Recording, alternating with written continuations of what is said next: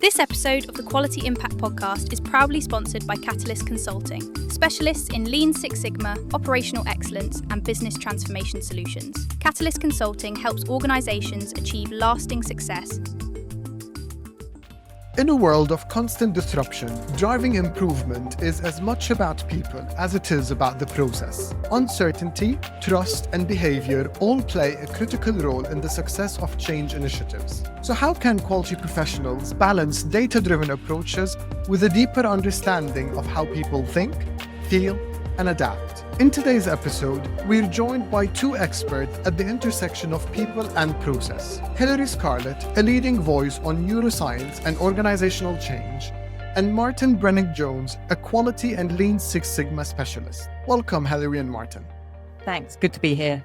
Absolutely. Hilary, I'll start with you. Why is uncertainty challenging in business, and how can neuroscience help quality professionals respond to challenges more effectively? I think one of the reasons why uncertainty is so difficult is that our brains crave and look for certainty. They're referred to as prediction machines in neuroscience because they are constantly trying to predict, trying to make meaning, wanting to know what's coming up so they can better protect us, because it's all about survival for the brain. So uncertainty is particularly difficult for the brain. Our brains don't like it. And in fact, research shows the human brain can deal better with bad news, even really bad news, than not knowing. It's the not knowing that's so difficult. Our brains can't have certainty. It's one of those things we cannot have. It's an impossibility. And I think also part of the struggle at the moment is there's so much uncertainty in the world of work, but also outside the world of work as well. I think generally there's a lot of uncertainty in the world. Knowing that it's difficult, keeping that in mind in terms of certainty is trying to create certainty where we can. Maybe we can't give people more certainty about the change and where we're heading. Can we give people more certainty about over the next days or weeks about how leaders will communicate with people, giving people short-term goals that they can achieve so if they've got some certainty today, I know what's required of me, where we can give people certainty. And even little things like if we're calling a meeting, just send an agenda before that meeting. Because so often I talk to people, especially when we're going through change and getting that one-to-one meeting going into our diary with no explanation. For most of us, that sends us into a state of, what's that about? What have I done wrong? It's going to be bad news. So it's these little things. Where can we give people more certainty, especially when we're going through change? Definitely the meetings part. I refer to it as death by meetings because sometimes it could easily become an excessive time waster, but it's that uncertainty that comes with it and that emotional tax that come with people, especially if they go into that mindset, not knowing what needs to happen. I like the idea that our brains are predicting machines. This is a great analogy to use and be aware of. Martin, with your experience having led large-scale improvement programs using Lean Six Sigma, how do you account for the human side of change when working with structured methodologies? I think there's a common misconception that Lean Six Sigma is about tools, process maps, and data. But actually, to be really successful, it's got to be very much focused on the people side as well. So I think there's a really good link between what Hilary is saying and the thinking here in terms of success when it comes to Lean Six Sigma deployment. So it's better to start with empathy rather than DMAIC. It's worthwhile spending a disproportionate amount of time early on in really understanding what the people issues are, really trying to get to understand the kind of human side. Who are we dealing here? What are these people like? Get to know the leaders, spend time one-to-one talking to people, listening and finding out about the culture, about what's going on inside the organization before kind of trying to move too quickly into let's get into the tools and techniques. I think the human side is absolutely vital. We often talk about the quality tools and techniques as being one side of it, but equally getting acceptance, getting buy-in, getting the people side, getting people on board with you and with the whole approach is really important. We talk about psychological safety, and it's really important that people feel okay. They're not going to say things about what are the problems here. If they don't feel safe, if they feel threatened in any way, speaking out, and if things don't work too well. But we've got to somehow get people to open up, feel as if they can talk openly about issues and problems. That means leadership as well, doesn't it? Leadership coming on board with us as well. So that's really, really key. I definitely hear what you're saying, and I agree with that approach that before jumping into any structured methodology, bring on the people with you, let them understand the why behind it and what would that actually mean before you then start implementing your tools and methodologies. One of the concepts that you often talk about, Hilary, is the brain's threat response and how that shows up in change programs. What can leaders do to manage it? Yeah, so the threat response is sometimes referred to as fight or flight. It's that response I'm sure we've all had quite frequently during change. And one of the challenges with the threat response is when we're in that threat response, when we're in fight or flight, part of the brain that's so important in terms of thinking and decision making and emotional control, the prefrontal cortex gets deprioritized by the brain. So when we're in fight or flight, it's very hard for us to do our best thinking because this prefrontal cortex has been deprioritized. The brain's more in the threat, the fight or flight, the running away. So one of the things is when we're in that threat response, we can't think at our best. Research also shows we, in a sense, all our energy becomes out looking after us. We're in survival mode. So we tend to look at the world of work through a filter of threat. We start to see threats in the workplace as bigger than they really are, or perhaps where they don't even exist at all. So we're kind of in this very much defensive mode. We're less creative, less resilient, less collaborative. It has all sorts of negative impacts on the brain when we're in that threat state. Many of us are in that threat state a lot of the time at work because of the uncertainty around, because of all the changes that are around.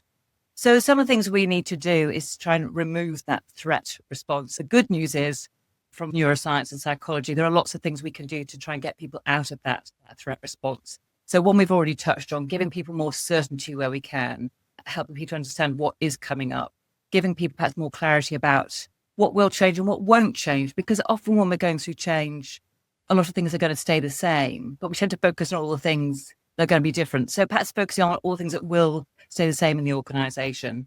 Other things that help put people's brains into a more positive place is reminding people of the good stuff they have achieved. Because again, when we're in that threat response, we tend to think about all things we haven't got done. We tend to worry about what might be coming up. So something could be just stop, pause, remind ourselves of the good stuff we have achieved.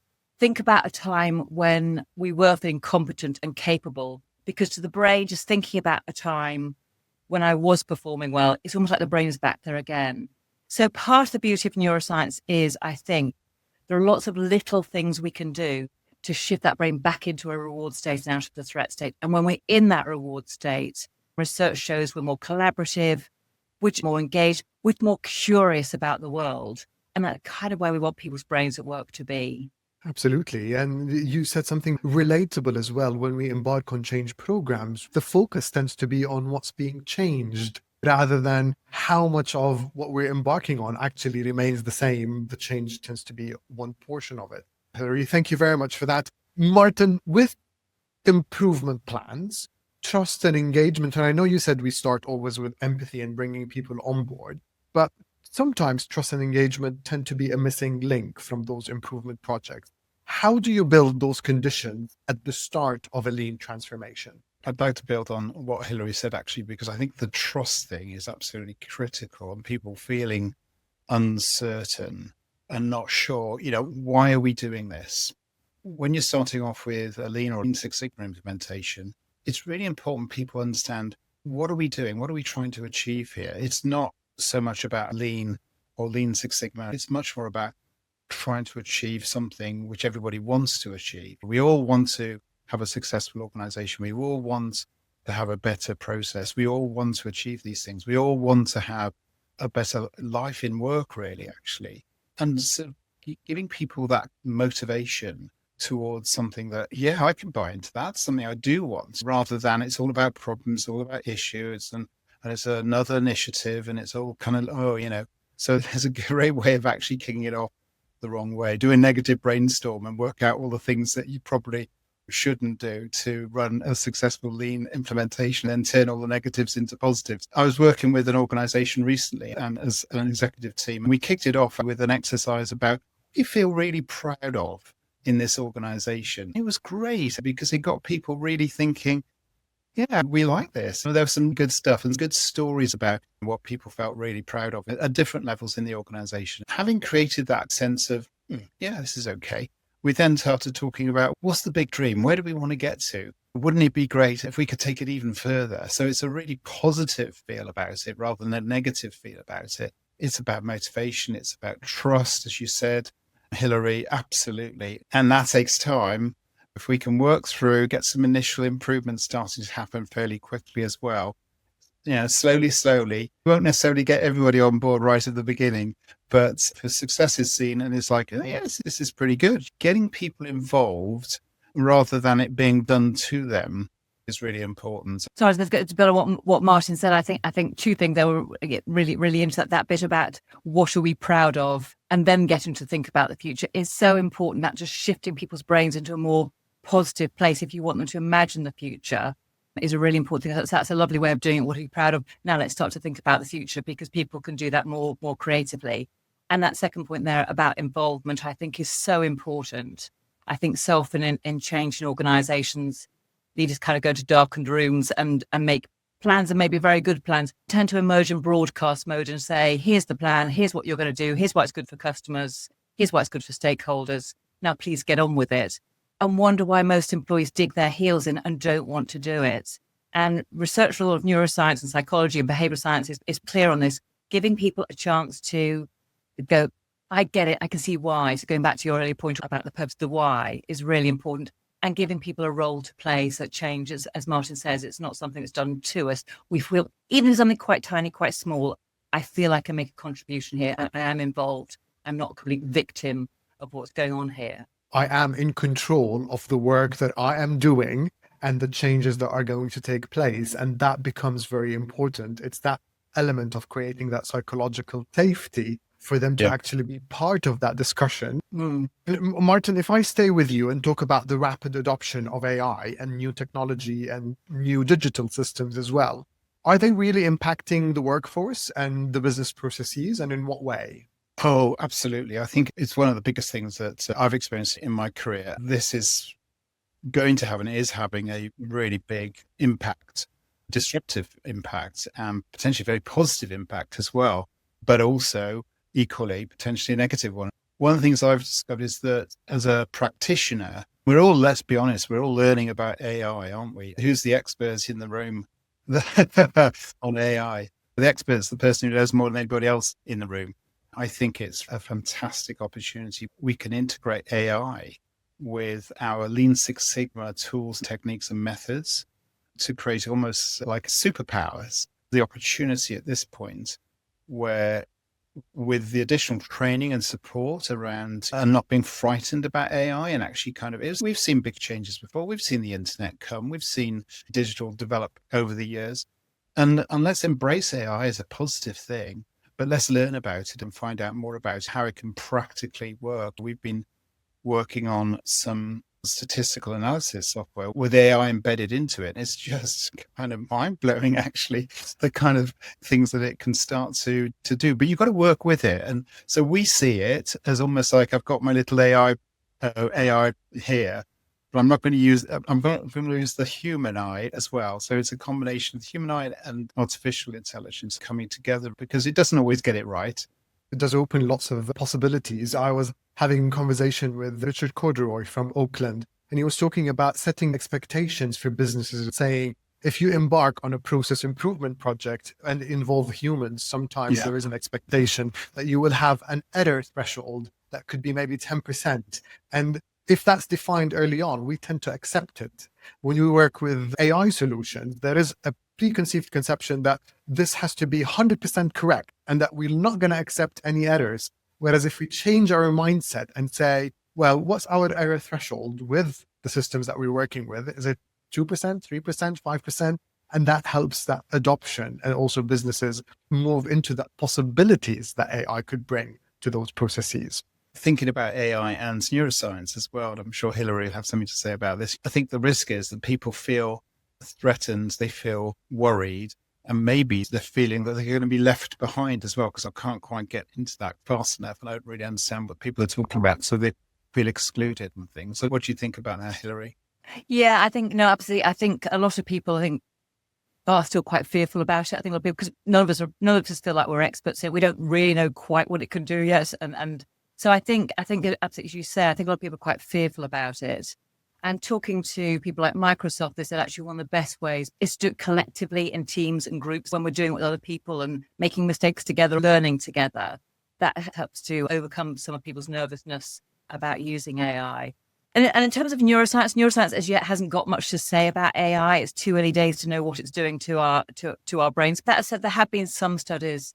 One area of caution, particularly with generative AI, is that there's some recent research came out from MIT, just a small study, not yet peer reviewed, but they had 3 groups of having to write essays, SATs essays in North America and USA. And one group was told they could use generative AI straight off. Second group was told you can use Google search. Third group was told, please just write the essay. And it was over a period of 3 months, they had to keep writing different essays. And they did find those people who are using generative AI got lazier and lazier during those 3 months, just think, oh, straight to generative AI.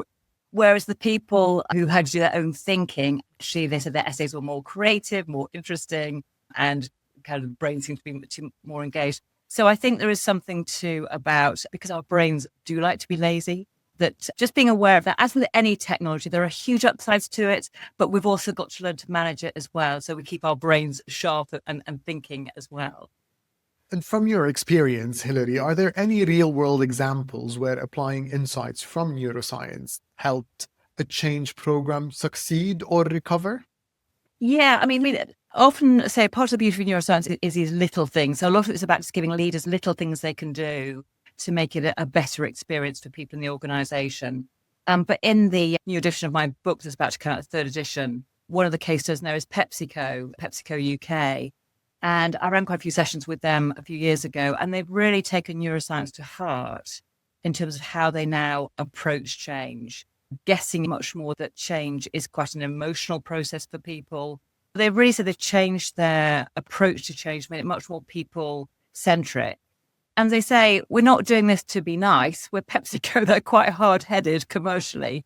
They said it makes sense business-wise, that they know, when employees are more involved, more engaged, they can perform better, they'll take fewer sick days, all sorts of positives come out of it. PepsiCo UK fundamentally changed their approach to change because of their understanding of neuroscience. Martin, having heard all of that, I know from my own experience as well that lots of Lean Six Sigma projects tend to struggle or stall a little bit. What patterns do you see that cause those delays? And how can a more human-centered approach improve the outcomes? You're right. Some do fail, and they fail almost from the beginning because they haven't got the human side sorted out, because it's seen as something inflicted on people. There are many other reasons as well. I work a lot in transactional and service organizations, and some lean implementations have seen to be rather too kind of manufacturing oriented with the language. So the right language is really important. So it's important to adapt the language. And again, that's all about acceptance, isn't it, really? If you're working in a local authority, a council, for example, the last thing they want to hear is manufacturing style language.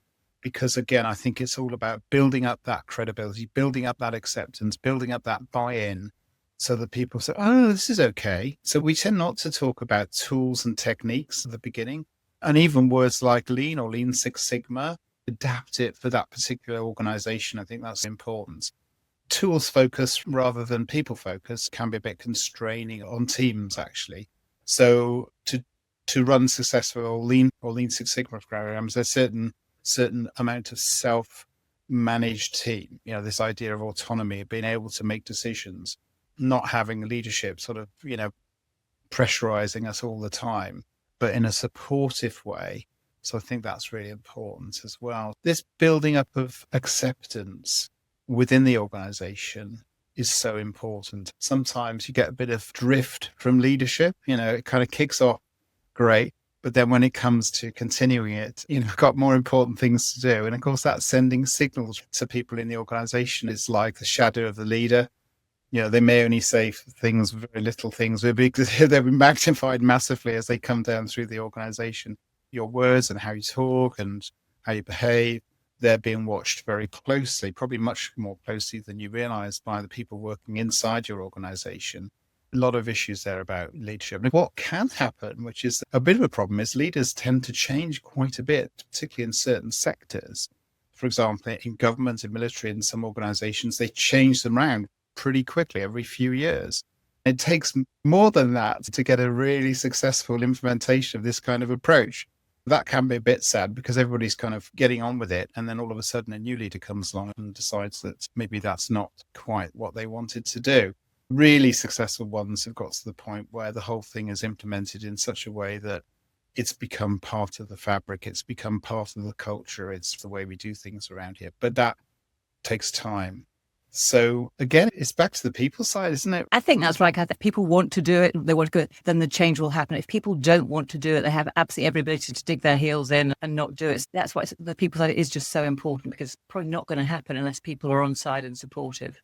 No, I know things don't happen that way, but just bear with me a moment. So I totally understand now. We talked about those improvement programs and the possibility that if businesses were tools heavy rather than people heavy, what could happen, change of leadership, that whole building a culture needs time, and how our brains respond to uncertainties. Let's assume that I am going to start, I am a quality professional or a business leader, and I know that my strategy is going to be built and kick off in 6 months' time, and that will involve lots of change. And I know that this doesn't always happen because it's an iterative process, but let's start with a clean page in 6 months. What are the things that I need to do to start creating that environment where I will bring people on board before I kick off that initiative? The first thing is to get around and talk to people. And actually, it's more listening to people at all levels in the organization. So get down to where the work is and really tune into that. We have situations like this where, as consultants, we're going into an organization and doing exactly that. The first thing we like to do is to get around and find out what's really going in a really friendly, positive way. So, we're not here to do time and motion or anything like that. We're just here, we're fascinated. And Hilary used the word curious, and I think that's a great word for, these kind of practitioners. We want to know what's happening. People tend to talk openly on a small basis about problems and issues that they have in work. And they'll open up and say lots and lots of stuff, which may be because we're independent or not. But I think, the quality professional can be seen to be like that actually as well, because we're all looking for and we want to achieve a quality organization. That means our processes are going to be great. Our people are going to be very satisfied in the way they work. The results are going to be great. The customers are going to love us. So everything's really great. So what's not to like about that? I think with that kind of mindset and spending a bit of time just working your way around, doing that kind of a maturity assessment as well. Because the other thing we find often is that there may be a legacy of things that have been done in the past, and that can have a weight on people's minds. The way around that is to say, well, look, actually, we're going to build on that. There's some really good stuff that was in there. And the tools and techniques haven't really changed, but it is how we work together to build on this and make it more up to date. In the session you gave at one of our sessions, Hilary, a couple of weeks ago, you talked about humor. And I thought that was really interesting in terms of the brain and getting people to be more open with you. If you can make things a little bit lighter, a little bit more humorous. Well, absolutely. And we talk about gallows humor when things are difficult is really helpful for the brain. It is a social thing that we tend to laugh with other people. Research shows that having a good old laugh is a great de-stressor for the brain. So when we're having a difficult time, just something just makes us laugh together. And I think for a lot of managers and leaders, that can be a huge relief. I've certainly worked with managers and leaders who like to have a bit of fun at work, but are a bit concerned because they're bankers or whatever. Is that a bit frivolous? Should I be doing that in the banking environment? But neuroscience would say absolutely yes. And there's even some research that shows that just having had a good old laugh increases our IQ in the short term. Some work done by Warwick University. So actually good for our thinking in the short term as well. So a bit of humour is good. And I think just to build on some of the other things you were saying, that bit about listening, being a good listener, again, not surprisingly, research does show that feeling listened to is rewarding to the brain. And often I say to leaders and managers and some people, an organization I was working with a year or so ago, changes were coming up, HR changes, people's contracts and ways of working, but people didn't know what the outcome was going to be. So very stressful and difficult. My job might be affected, the way I'm working might be affected, but I don't know what the answer is. One of the things we said to managers and leaders who felt very uncomfortable, not surprisingly, in that situation, was just be a good listener. If there's nothing else you can do right now, just listen to people. It is rewarding to the brain. It creates social connection and helps people focus back on their work. I think other things, again, when I was building what Martin was saying, I think that bit about why, that change does take an effort. On the whole, our brains like to be lazy. They like things to stay as they are. They want to conserve energy. So we've really got to understand why. If you're asking me to expend this energy in terms of learning a new system, learning new ways of doing things, I need to know why. I need to know if there's going to be a positive difference to that. I think another thing too, we've talked about involving people, but another thing I would say is being really clear about where we can involve people and how much and where we can't. Sometimes decisions just have to be made because of legislation or whatever. So I think being really clear about that, because I think some organizations, some leaders want to say they're involving people, but perhaps they're not really. They might be listening. So I think real clarity around that, about where you can be involved and where actually, sorry, you can't. We're willing to listen to what you have to say, but decision has been made, because that, again, gives people certainty and clarity about my role here. Also, our brains are constantly comparing any situation with what's it been like in the past. If I've been through change before that was difficult and painful, and now you're telling me more change on the horizon, my brain, that subconscious voice in my brain will tend to be saying, watch out, this could be difficult, this could be painful, and you don't like it. So knowing what people's past experience is really important, because if people have had that difficult time, it will be harder for them to adapt to change. On the other hand, if you've got people who really enjoy change, they're more likely to be the ones like, yeah, I'm up for this. So it explains perhaps why people can react quite differently when change is announced in an organization. Past experience, personality, current circumstances can all have a big impact on how we feel about change. It's really all of that, creating an environment or scanning the environment before embarking onto that initiative. That includes me listening to what the pain points are that I need to address in that improvement initiative, but also scanning the environment and listening to people's backgrounds, experiences, personalities, because that will help me tailor my program based on whether they had a positive experience or a negative experience or a neutral experience. And then I could address it accordingly. Just to summarize, or one final comment from you, I'll start with you, Hilary. Most of our listeners are quality professionals. If they are to take away this week one action or to make one change that would help them feel that things are more manageable and meaningful for their teams, what would that one action be? Gosh, there are so many, it's hard to choose. But if it's over the next week, I would say each day before the working day starts, just pause and think, who do I need to thank for something well done? Who should I recognize for a job well done? And whose advice should I ask for? Being asked for advice is a really positive experience. Just those little things we can do each day. Stop, pause. Who will I thank? Who will I recognize? Whose advice will I ask for? Just makes it a more positive experience for people. Thank you very much, Hilary. And what about you, Martin? My recommendation for a quality manager or quality professional will be to spend 30 minutes with somebody on the front line. Not to assess or advise or anything like that, just to go and listen and find out, kind of tell me about what you do and what gets in the way. And just give them a good old listen. Hilary and Martin, thank you so much. 30 minutes a week, observe, listen openly to what's happening, not with a critical eye, but just with a purely neutral observation. Think about who you want to thank, who you want to recognize, and who you want to take advice from. Those are brilliant tips. Thank you so much for this brilliant conversation. Thank you to Hilary, Scarlett, and Martin Brenig-Jones for joining us on this episode of Quality Impact. Thanks to our producer, Luke Nixon. If you've enjoyed this episode, please leave us a review. I was your host, Rashad Issa. See you next month.